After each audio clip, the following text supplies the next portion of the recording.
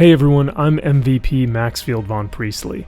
You guys have most likely seen me on some of Salty's Tuesday night live streams, where he has some of the other creators like Purple Valkyrie, Zax, and, of course, my good friend Nathan, a man of Manetheren.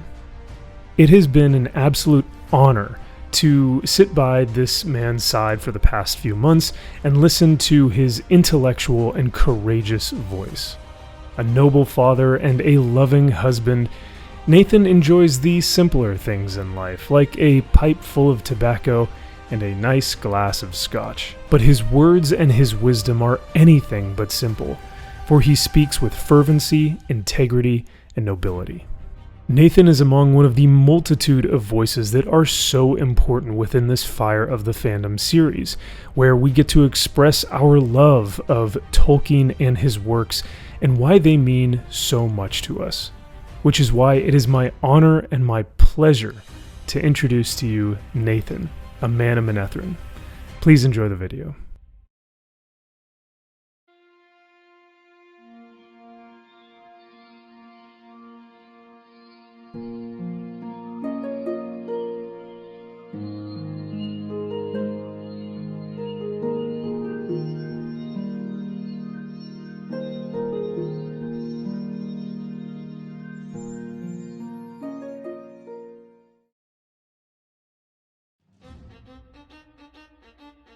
I first discovered Tolkien when my dad would talk about how he read the books, and occasionally The Hobbit would come on from the Bakshi cartoons on television, and we would watch that.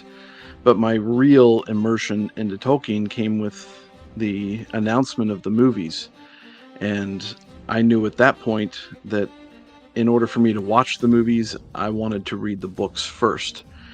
And with even a year to go, I tore through all 3 books in the span of a couple months, maybe, reading during lunch breaks and at work, and absolutely lost myself in Tolkien's language and in his story.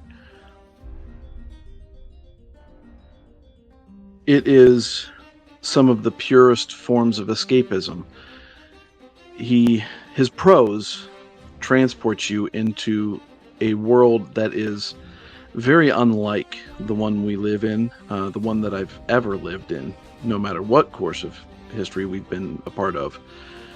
And the way that he shapes sentences and builds up this environment for you as a reader that is just otherworldly and pure and wonderful, no matter if it's, going through and battling Shelob and some of the more terrifying aspects of Lord of the Rings.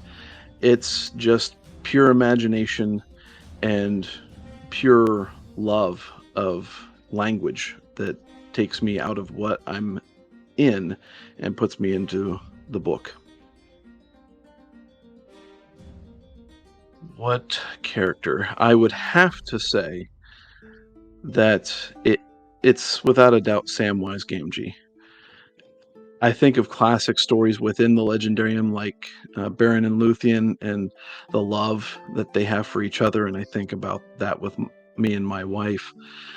But ultimately, Samwise has this absolute dedication, not just to duty, but love for his friend, his brother in arms in Frodo.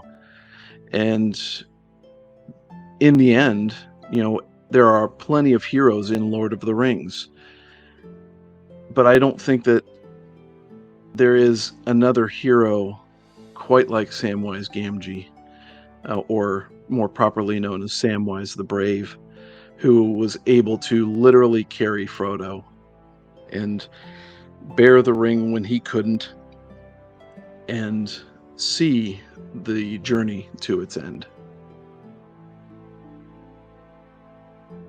Tolkien exists beyond the books because there have been heartfelt attempts, at least at adaptation, though he would probably deny that, which I would totally respect his opinion on.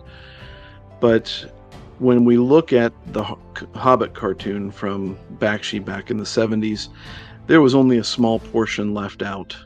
And to me, that's so far from what I've seen the most faithful adaptation of Tolkien to date. More faithful than Peter Jackson, who captured the heart of a live adaptation. But he did add things and take away things that I personally did not like, even though I love those movies. They're the best movies of all time. But the Hobbit cartoon did it. And another medium, too, is this Chuck Dixon edition of The Hobbit in graphic novel form, where he refused to insert any of his own words and insisted on the words of The Hobbit alone. Well, this is the battlefield, isn't it? It is, without a doubt, a bastardization of everything that Tolkien worked for in his life by putting his blood, sweat, and tears into the legendarium that he created.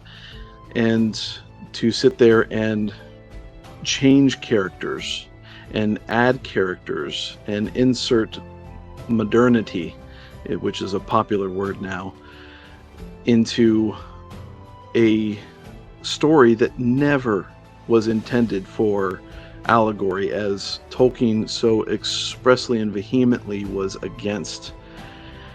There is nothing good that comes from inserting yourself into the story rather than trying to pull out from the story. You need to grasp the story and pull it into yourself to properly tell it.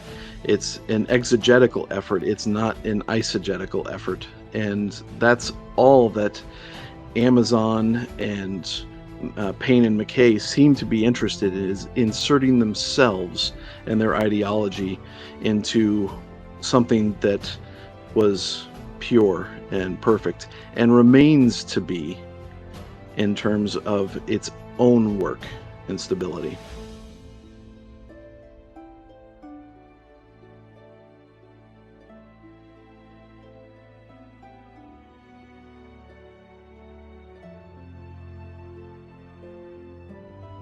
As ever, this is Salty Texas Sea. I am Corey DB. Thanks so much for watching. If you've liked what you've seen and heard, please hit that thumbs up button. If you haven't subscribed, I'd love to have you on board. That way you know, and we have things like live streams, which we are going to be doing every Tuesday evening. Take care. I hope you're having a great 2022.